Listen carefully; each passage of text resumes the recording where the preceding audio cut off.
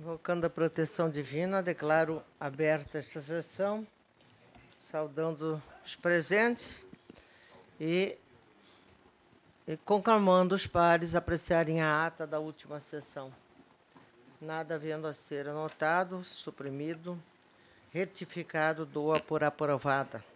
Transfiro a condução dos trabalhos ao eminente colega Dr. Flávio Bertin, para anunciar e presidir o julgamento do primeiro processo. Ao desembargador Luiz? Tá, pois não, então. Então, eu transfiro, retificando ao eminente vice-presidente, desembargador Luiz Ferreira, para a condução dos trabalhos. Senhor presidente. Eu vou tentar ler sem os óculos aqui, mas está vindo. Trata-se do processo 2.1, autuado sob o número 190.026, 2016, recurso eleitoral, recorrente Márcio Rogério Albieri, recorrida Coligação, Atitude e Inovação, e outros. O relator, Dr. Paulo César Alves Sodré, tem a palavra. Senhor presidente, trata-se de recurso interposto por Márcio Rogério Albieri contra a sentença que julgou parcialmente procedentes os pedidos contidos na impugnação aviada pelas coligações recorridas e indeferiu o registro de candidatura do recorrente por desincompatibilização em 1º de julho de 2016, com antecedência de 3 meses do pleito e não de 6 meses, como prevê o artigo 1º, inciso 8º, a linha B da Lei Complementar 6490.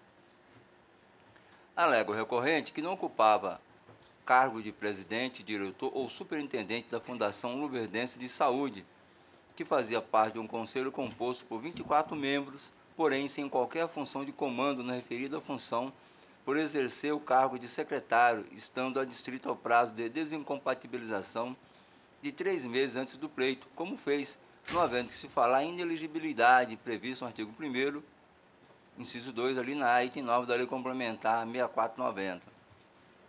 Sustenta ainda que a sentença se fundamentou em dispositivo legal diverso do apontado na impugnação, devendo a discussão a respeito da ineligibilidade se limitar à necessidade ou não de desincompatibilização.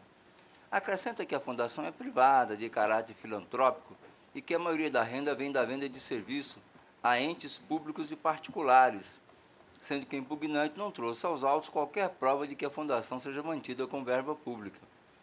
Destaca que a desincompatibilização é necessária quando as verbas repassadas pelo poder público forem essenciais à sobrevivência da fundação e, no caso, os contratos firmados pela fundação obedeciam a cláusulas uniformes, o que afasta a declaração de ineligibilidade. Pugna final pelo provimento do recurso para o fim de reformar a sentença e se deferir o seu registro. As contrarrazões vieram aos autos, acompanhadas de documentos.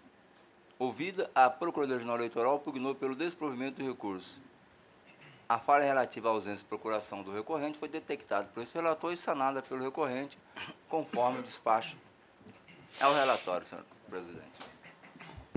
O advogado, pelo prazo regulamentar. Obrigado, senhor presidente. Egrégia Corte. Trata-se de recurso eleitoral contra a sentença que indeferiu o registro de candidatura de Márcio Albieri ao cargo de vereador em Lucas do Rio Verde por ocasião dos seguintes fatos. Márcio Albieri era secretário da Fundação Luverdense de Saúde e, portanto, visando afastar possíveis futuros óbices ao seu registro de candidatura, se desincompatibilizou da sua função 3 meses antes do pleito. Todavia, a coligação adversária entendeu ou aviou ação de impugnação de registro de candidatura por entender que a desincompatibilização deveria ter ocorrido 6 meses antes do pleito e não 3, como ocorreu. O magistrado, por sua vez, indeferiu o registro de candidatura porque entendeu que a sua ótica, o recorrente, compunha a diretoria do conselho da fundação. Situação essa que deveria fazer com que o mesmo teria que se desincompatibilizar no cargo 6 meses antes do início do processo eleitoral. a sentença merece reforma, excelências, data vênia os entendimentos em sentido contrário, cujas razões, para tanto, passo a declinar doravante. A sentença se escorou em dispositivo que assim dispõe. São inelegíveis até 6 meses, tem que se desincompatibilizar 6 meses, os presidentes, diretores e superintendentes de autarquia, empresas públicas, sociedades de economia mista e fundações públicas e as mantidas pelo poder público. Primeiro aspecto, excelências. Márcio Albieri não era presidente. Márcio Albieri não era diretor. Márcio Albieri não era superintendente. Márcio Albieri era secretário. E, conforme dispõe o Estatuto da Fundação Luverdense, a função de secretário se restringia exclusivamente a lavrar as atas de reuniões daquela fundação. E aí eu indago a vossas excelências, qual é o poder e a influência que um sujeito que exerce o cargo de secretário e lavra os termos das reuniões exerce no processo eleitoral? Absolutamente, a nossa ótica, nenhuma. E digo mais, excelências, em decorrência disso, não houve qualquer mácula ao processo eleitoral, sobretudo por ausência de ofensa ao princípio da isonomia. Segundo ponto, excelências, é bem verdade que existia e existe um conselho na Fundação de Luverdense, o qual é composto por 20 membros, consoante ao que está no artigo 12 do Estatuto. E as decisões deste conselho só podem ser tomadas por maioria de membros, o que está no artigo 20 do Estatuto. Isso demonstra com meridiana clareza a ausência de comando por parte de Márcio Albieri, uma vez que é impossibilitado posições unilaterais. Num jargão popular, pedindo vênia a este plenário, ele era mais um no meio de 20, sem qualquer comando. Terceiro aspecto, excelências, a Fundação Luverdense ela é privada. É bem verdade que ela recebe recursos públicos. Todavia, a sua saúde e oxigenação financeira se deve à comercialização de serviços a entes públicos e a entes privados, de modo que o seu artigo 6º dispõe que ela tem 9 fontes de rendas distintas. E o TSE já entendeu, no julgado do agravo regimental no recurso especial 29188, que só há necessidade de desincompatibilização quando a fundação necessita de mais de 50% da sua renda oriunda de dinheiro público. E não é o caso. Não há qualquer comprovação nesse sentido nos autos. O impugnante não se desincumbiu deste ônus, doutor Faleiros. Mais de 50% da renda é oriunda da seara privada. Não há comprovação em sentido contrário nos autos. E, consoante essa jurisprudência do TSE, sequer haveria necessidade de desincompatibilização. Quarto ponto, excelências. Esse recebimento de verbas públicas por parte da Fundação Luverdense, ele é oriundo de contratos com cláusulas uniformes. É dizer, é uma espécie de contrato de adesão, que o contratante, ente público, diga-se de passagem, coloca as suas condições de contratação.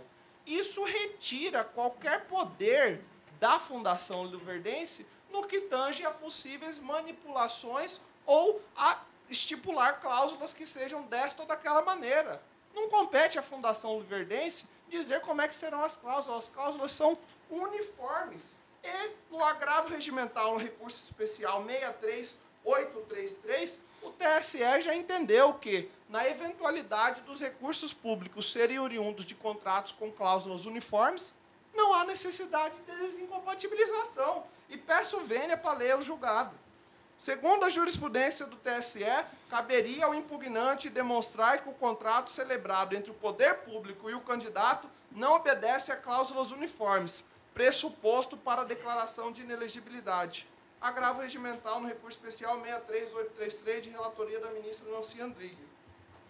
E, por último, excelências, como já dito aqui da tribuna, não havia qualquer comando ou chefia ou direção por parte de Márcio Albieri. Ele era um secretário que compunha um conselho de 20 membros. E, Nessas situações, nós temos duas perspectivas. Ou ele é equiparado a servidor da fundação, ou ele é tido como membro de conselho. Agora, tanto equiparado como servidor, ou tanto na situação como membro de conselho, o prazo para desincompatibilização é de 3 meses. Na questão do servidor da fundação, prazo de desincompatibilização de 3 meses, conforme agravo regimental no recurso especial 29188 do TSE. E, se Vossas Excelências entenderem que ele figura como membro de conselho, o TSE já entendeu em um caso absolutamente parelho e que se encaixa aqui no objeto da testilha, que também é de 3 meses o prazo de desincompatibilização para quem compõe conselhos de saúde. E, por fim, Excelências, só queria trazer ao plenário que nós estamos falando aqui do 4º vereador mais votado em Lucas do Rio Verde, que está com registro de candidatura indeferido. De modo que segregar o deferimento do seu registro de candidatura configuraria uma violência contra a soberania popular, tendo em vista que o mesmo foi escolhido pelaquela população para exercer o mandato eletivo pelo prazo de 4 anos na próxima legislatura. Consubstanciado nessas razões, pugna-se pelo provimento do recurso no desiderato em se deferir o registro de candidatura de Márcio Albieri. É o que se requer. Muito obrigado. Ouça a doutora Procuradoria. Obrigado, senhor presidente. Cumprimentar o doutor Lenine pela sustentação, mas eu mantenho o parecer que é pelo desprovimento do recurso. A palavra retorna ao doutor Paulo. Sim, senhor presidente, só um minuto.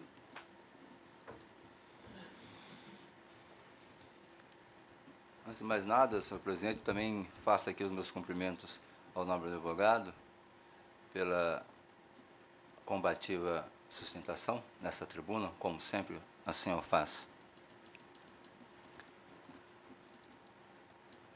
Preenchidos os requisitos de recorribilidade, merece ser conhecido o recurso em pauta.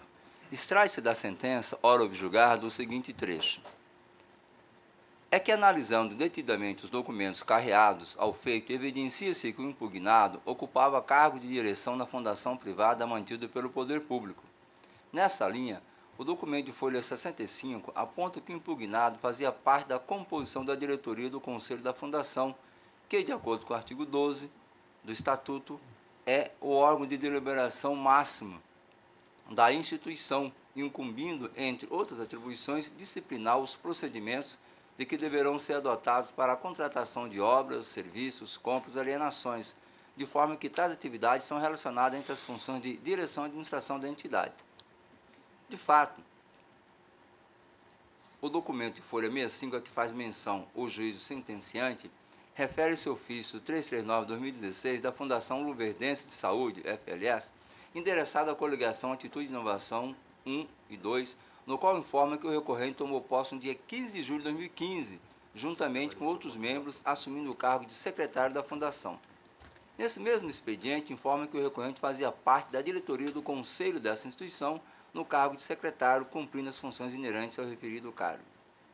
Segundo o artigo 12 do Estatuto da supracitada Fundação, que está nos autos, o Conselho de Administração é o órgão máximo de deliberação da entidade, e na qualidade de conselheiro, o recorrente foi escolhido para assumir a função de secretário e habilitado a deliberar sobre toda e qualquer matéria de interesse da Fundação, como presidente e vice-presidente mediante voto, como se pode extrair dos artigos 19º e 20º do referido Estatuto.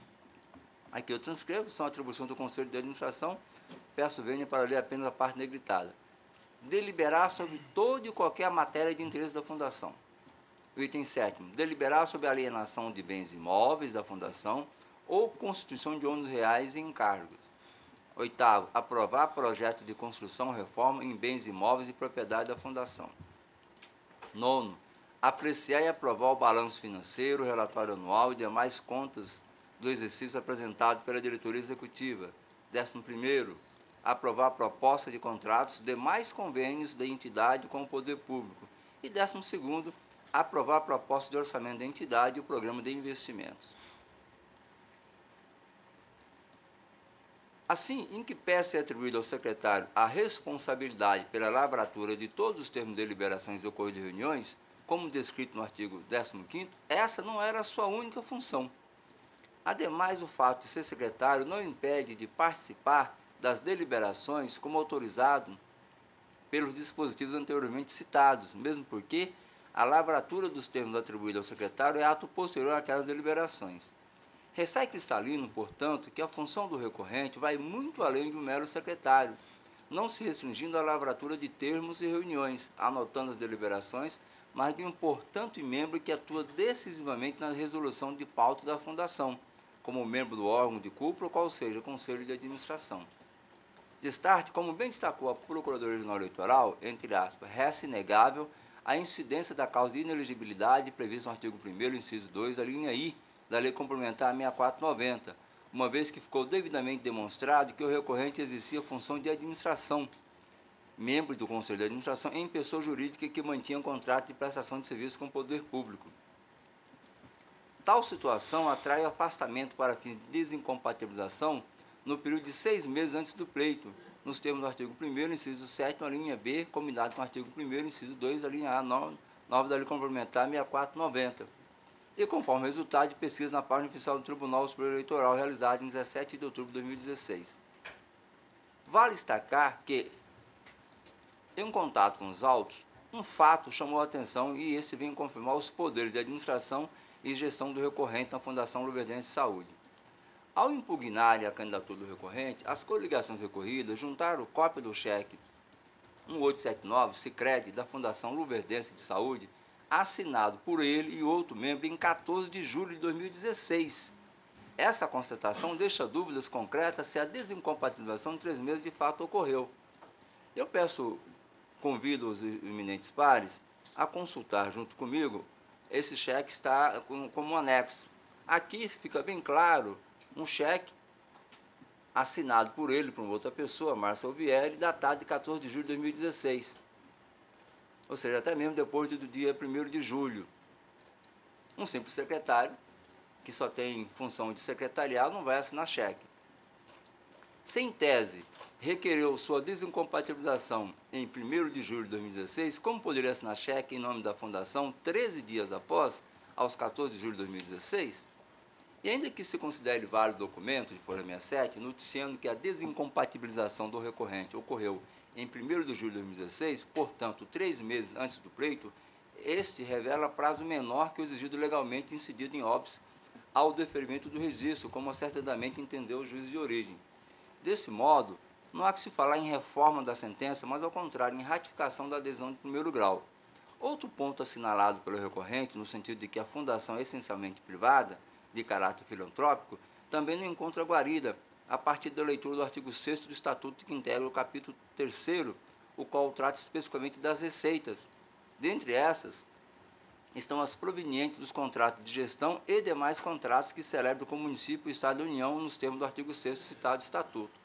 Ressalte-se que a renda da Fundação tem origem significativa no aporte de recursos públicos, a exemplo do contrato número 216-23015, Concorrência Pública 016-2015, que está às folhas 141, firmado entre o município de Lucas do Rio Verde e a Fundação Luverdense de Saúde, com finalidade de promover o fomento e execução de atividades na área de serviços médicos hospitalares, de diagnóstico e terapia, por meio de estabelecimento de parceria entre as partes contratantes, mediante repasse de recursos públicos no montante de R$ 7.483.505,64, além dos aditivos conferidos ao referido contrato, que eleva esse montante a R$ 9.156.649,09. E esse aditivo foi feito ainda no ano de 2016. De outro lado, o recorrente não demonstrou o montante de seu faturamento decorrente da comercialização de serviços a entes públicos e particulares, de modo a não depender de repasses do município. De qualquer modo, é irrelevante saber se a fundação tem natureza exclusivamente privada, haja visto que recebe verbas expressivas e essenciais à sua sobrevivência de órgão público, no caso da Prefeitura Municipal de Lucas do Rio Verde, o que traz a inelegibilidade prevista no artigo 1º, inciso 2, a linha I da Lei Complementar 6490, que aqui está transcrito abaixo.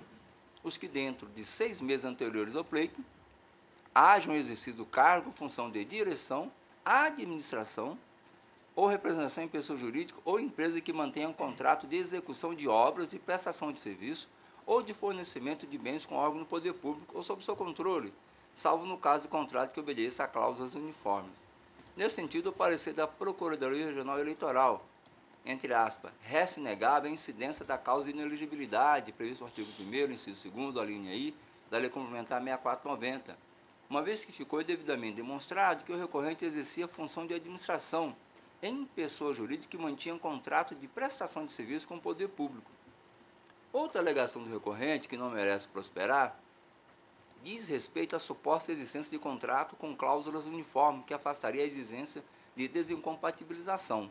Os contratos alures citados demonstram a exaustão que não se tratam de contratos com cláusula uniforme. Na verdade, são um convênio. O convênio há uma negociação entre o ente municipal e a instituição, como ocorre nos contratos de adesão usualmente celebrados nas relações de consumo, cujo conteúdo é predeterminado por um dos contratantes e de forma igual para todos, sem possibilidade de questionamento ou flexibilização do seu conteúdo, como é o caso da água, energia elétrica, telefone.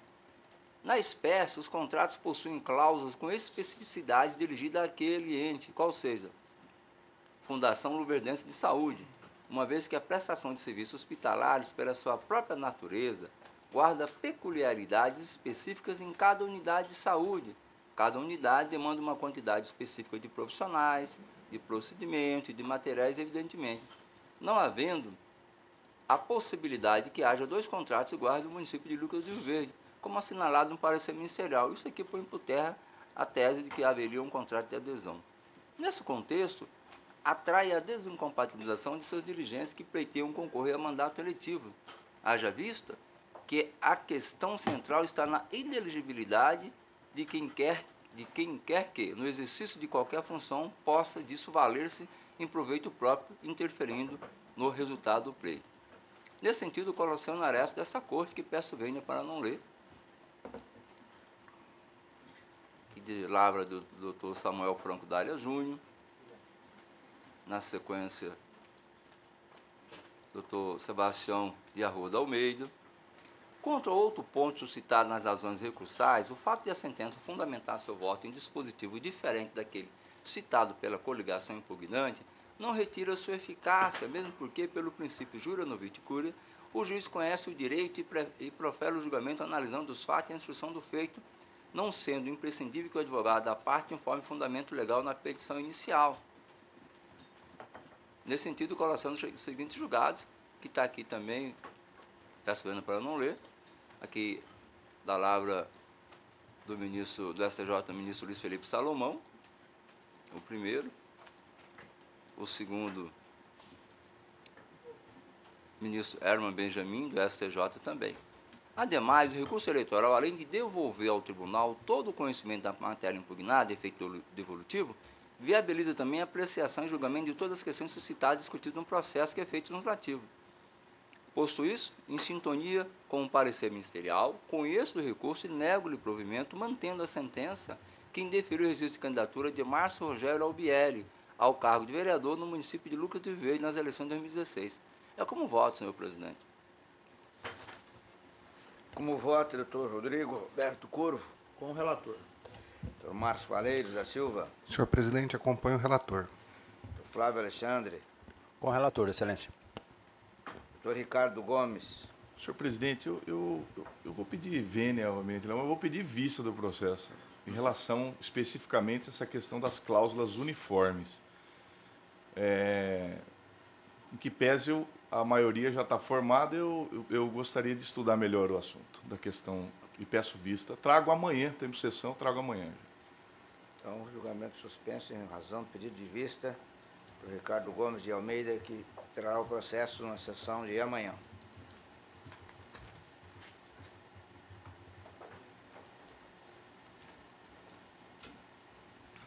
Agradeço ao nobre E transfira realmente o comando dos trabalhos a quem os merece regimentalmente. Agradeço ao senhor desembargador, vice-presidente, e chamo a julgamento o processo 34.155, exceção de suspeição, reiteração Cuiabá, primeira zona eleitoral, recipiente, coligação Dante de Oliveira, excepto do juiz Paulo Toledo Ribeiro Júnior, juiz da primeira zona eleitoral. O parecer é pela improcedência do pedido, já mantido, o doutor Paulo César Sodré com a palavra. Senhora Presidente, trata-se de exceção de suspeição com pedido liminar, tendo como recipiente a coligação Dante de Oliveira e como excepto o juiz da primeira zona eleitoral de Cuiabá, Mato Grosso, Paulo de Toledo Ribeiro Júnior. Em síntese, argumenta recipiente que o excepto está se portando com falta de isenção nos processos em que a coligação Dante de Oliveira é parte e, em várias decisões proferidas, o excepto tem feito comentários pejorativos e depreciativos em relação ao candidato Wilson Santos, bem como aos profissionais que o assessoram com a intenção de prejudicar o mencionado candidato. Por assim agir, ficou evidente que o magistrado possui um sentimento de repulsa e ódio em relação aos recipientes, caracterizando a inimizade capital, bem como o interesse do julgamento do processo em favor da parte adversa, não tendo a necessária isenção para continuar a julgar qualquer feito que tenha como parte os recipientes. Foi ajuizada a exceção perante o excepto e esse não acolheu. Entretanto, o processo principal se encontra com o Ministério Público Eleitoral e deve demorar a ser remetido a esse tribunal. Considerando a exiguidade do tempo, eis que já se está na reta final da campanha, requereu fosse liminarmente afastado do magistrado apontado como excepto. Negada a concessão da liminar, constando decisões de folhas 88 e 90. Na mesma decisão, considerando a celeridade processual que o caso requeria, bem como o fato do recipiente ter informado que o excepto no dia anterior já havia negado a sua própria suspeição e com a finalidade de observar o prazo de 48 horas previsto no regimento interno dessa Corte, o regimento determina que 48 horas após o juiz negar a sua suspeição, ele tem que encaminhar ao tribunal. Determinei a intimação do excepto para que no prazo de 24 horas faça chegar a esse tribunal os autos principais e os apartados a que se refere o parágrafo 1º do artigo 111 do regimento interno desse tribunal. E B, o envio dos autos com urgência à Procuradoria-Geral Eleitoral para que se manifestem no termo do artigo parágrafo 3º do regimento interno desse tribunal. Em menos de 24 horas, o excepto fez chegar os autos a esse tribunal e, remetido no mesmo dia à Procuradoria-Geral Eleitoral, voltaram os autos também no mesmo dia com a manifestação ministerial. Só para ressaltar, isso ocorreu na terça-feira e ontem o processo já estava comigo 18 horas para apreciar. Ouvida a Procuradoria-Geral Eleitoral, manifestou-se pela improcedência da exceção de suspeição. É o relatório. Já foi ratificado o parecer, Vossa Excelência pode... Obrigado, senhor presidente. Eu vou pedir vênia e vou ter que ler minuciosamente o voto, porque se trata de uma exceção de suspeição que se baseia apenas em atos decisórios do magistrado. Então, para que os nobres pares possam compreender, eu tenho que ler exatamente as decisões do magistrado, não só aquelas trazidas pelo recipiente, como aquelas por ele aventadas. Segundo o recipiente, a suspeição do excepto se fundamenta nos incisos 1 e 4 do artigo 145 do CPC, que diz: a suspeição do juiz, 1. Amigo íntimo ou inimigo de qualquer das partes ou de seus advogados. 4. Interessado no julgamento do processo em favor de qualquer das partes. Mais precisamente, segundo o recipiente, a inimizade capital e o interesse em julgar o processo em favor da parte contrária ao recipiente são os fundamentos da presente exceção, embora tenham ao longo da petição feito referência ao fato de o excepto ter decidido de forma ultra petita. Como prova do alegado, o recipiente transcreveu em sua peça processual alguns trechos de duas decisões do excepto, e aqui eu vou lê-las, nos autos 115 e 47.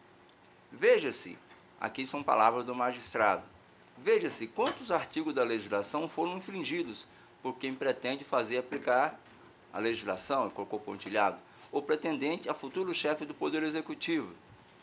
Realmente, a campanha eleitoral tem sido marcada por abusos de respeito às leis por aqueles que pretendem ser chefes de governo. Se, sem um mandato eletivo, abusam dessa forma de infringir as leis, pergunto-me o que serão capazes de fazer quando detiverem o poder?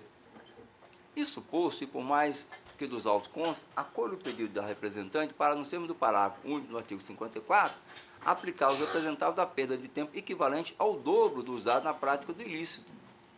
Explico como deve ser. Tendo em vista que a propaganda aqui tratada, em sua totalidade, é inteiramente prejudicial ao candidato da representante, determina a suspensão imediata da propaganda, bem como uma perda do direito de efetuar propaganda nos dias 13 e 14 de outubro corrente. Já nos autos 113 e 77, disse o magistrado: ao assistir à propaganda feita pelos representados, que me parece, deve ter sido, quer me parecer, que os representados não estão assistidos nem por um departamento jurídico, nem por algum marqueteiro que saiba o que está fazendo. A partir daí, o representado Wilson Santos abusa ao infringir o artigo 54 da resolução, ao colocar inúmeras pessoas mostrando seus rostos, identificando-as, ora alardeando coisas que o representado teria feito, ora agredindo o candidato da representante. Ou seja, nessa propaganda eleitoral, o candidato Wilson Pereira dos Santos não disse em nenhum momento porque é candidato, mas limitou-se a dizer o que fez em governos passados, a falar até das 10 medidas contra a corrupção, como se tivesse o poder de torná-las lei. O ECEP, por sua vez, ao negar a sua suspeição, assim se manifestou. Em 20 anos de magistratura, pelo que me lembro, somente por 2 vezes tive arguído a minha suspeição. Uma vez pelo hoje já falecido advogado Celso Marques, conhecido de toda a classe, e uma segunda vez pelo advogado e médico Rui de Souza Gonçalves. Ambas as vezes, apesar de absurdas as exceções arguídas sem nenhum fundamento fático, mas as acolhi prontamente para não prejudicar as partes. Nesse caso, também sem qualquer fundamento fático, não poderei, porém, anuir ao pedido dos recipientes. Registro que todos os negritos são um dos originais. Apenas a título de comentário, em relação aos advogados do Dr. Renato Almeida Orro Ribeiro, sequer eu conheço. O Dr. José Antônio Rosa eu conheço há mais ou menos 30 anos e sempre tive por ele grande admiração pelo seu saber jurídico e pelo homem que demonstra ser. Quanto à coligação Dante Oliveira, também não conheço pessoalmente ninguém pertencente a ela. Não poderia assim querer prejudicá-la. Em relação ao candidato Wilson Pereira dos Santos, nada tenho pessoalmente contra o mesmo. Pelo contrário, sempre tive alguma simpatia, até porque em eleições passadas, o mesmo já teve meu voto, tanto para a Prefeitura de Cuiabá quanto para deputado estadual. Acontece que, como magistrado, sempre imprimi, isso aqui é o que eu negritei, em minhas decisões, além de demonstrar, como no caso de análise, os erros cometidos pela parte. Como disse, sempre imprimi minha posição pessoal, dando uma conotação real ao fato, e que, como membro de um poder, demonstrando o que pensa o poder em relação àquele fato. Não tenho e nem nunca tive qualquer interesse em que os recipientes percam as eleições. Tenho, sim, uma preocupação em tentar mostrar aos candidatos a forma como devem agir, no sentido de instruir a população eleitora sobre o que mais lhes interessa.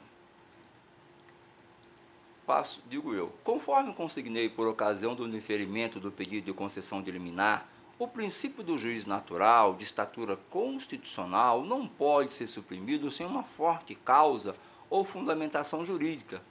Para tanto, o legislador elencou no artigo 145 do CPC quais as causas, que são números de cláusulas, que autorizam o afastamento do magistrado quando ele é considerado suspeito, ou ainda, na seara eleitoral, quando se verificar parcialidade partidária, nos termos do parágrafo 2º do artigo 28 do Código Eleitoral, sendo que essa última hipótese não foi aventada nos autos. Dentre as hipóteses previstas no CPC, o recipiente alega ter o excepto incorrido em duas, a inimizade e o interesse no julgamento favorável ao adversário do candidato de Wilson Santos. No que diz respeito à inimizade, não há nos autos nenhuma prova da existência de tal fato. Palavras ásperas, desairosas ou até mesmo jocosas, proferidas pelo magistrado, não é o que as partes, os advogados ou mesmo a sociedade esperam de um juiz. Entretanto, tais palavras não são por si só os motivos para se reconhecer a inimizade do magistrado para com uma das partes. O recipiente sustenta a suspeição com base na inimizade tão somente com fundamento nas palavras contidas nas decisões efetuadas pelo magistrado. Não trouxe aos autos nenhum fato pretérito que registrasse a inimizade do magistrado para com as partes ou os seus advogados. Da mesma forma, não produziu nenhuma outra prova apta a demonstrar que, após os processos serem colocados sob a condução do excepto, tenha ele agido com notória inimizade para com a recipiente ou o seu candidato. Inexiste,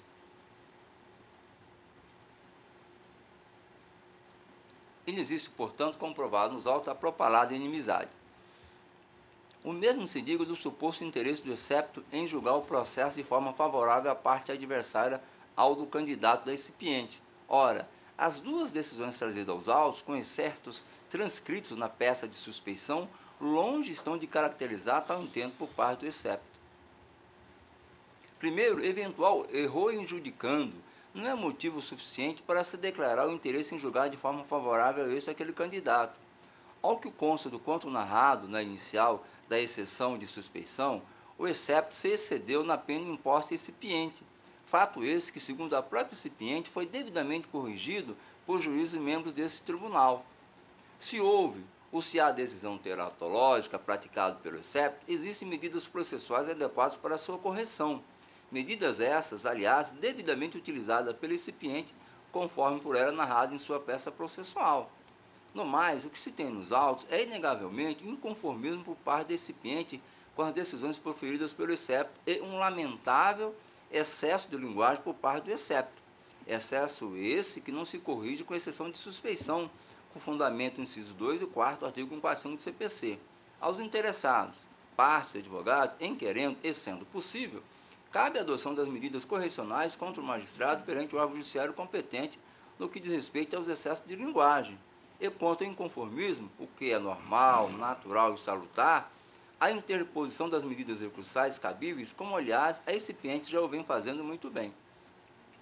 Não havendo os autos nenhum dado concreto em relação à inimizade ou interesse no julgamento do processo para qualquer uma das partes, não procede a exceção de suspeição. Nesse sentido, o precedente do STJ, leia apenas a parte negritada. A ausência de prova ou indício concreto que evidencia a alegada inimizade nutrida pela magistrada, tampouco do suposto interesse da julgadora no desvio da causa em favor da parte adversa. O recipiente, ainda na parte negritada, não instruiu o presente incidente com provas da ventilada inimizade capital nutrida pela magistrada, tampouco apontou qualquer indício de vantagem material, moral ou jurídica que justificaria o suposto interesse desta no desfecho da causa em favor de uma das partes. Relator Herman Benjamin, ministro no agravo regimental do STJ.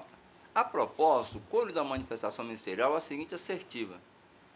No caso sob apreciação, apesar das alegações formuladas pelos recipientes, não foi demonstrado nenhum fato concreto caracterizador da inimizade ou do interesse do magistrado no processo, observando-se, na verdade, um grande inconformismo dos requerentes com o teor das decisões que estão sendo prolatadas pelos juízes excepto.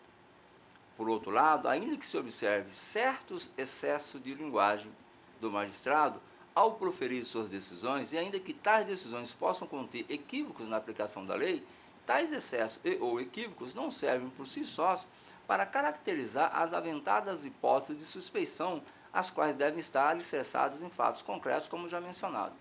Não vislumbro, portanto, motivos para acatar o pedido de exceção de suspeição. Ante o exposto, em sintonia com o parecer ministerial, nos termos do artigo 146, parágrafo 4 do CPC, rejeito a presente exceção de suspeição. É como voto, senhora presidente. Como vota o doutor Rodrigo Curvo? Com o relator. Doutor Marcos Faleiros? Senhora presidente, acompanho o brilhante voto do relator. Desembargador Luiz Ferreira? Com o relator. Doutor Flávio Bertin? Com o relator, excelência. Doutor Ricardo Almeida? Com o relator, senhor.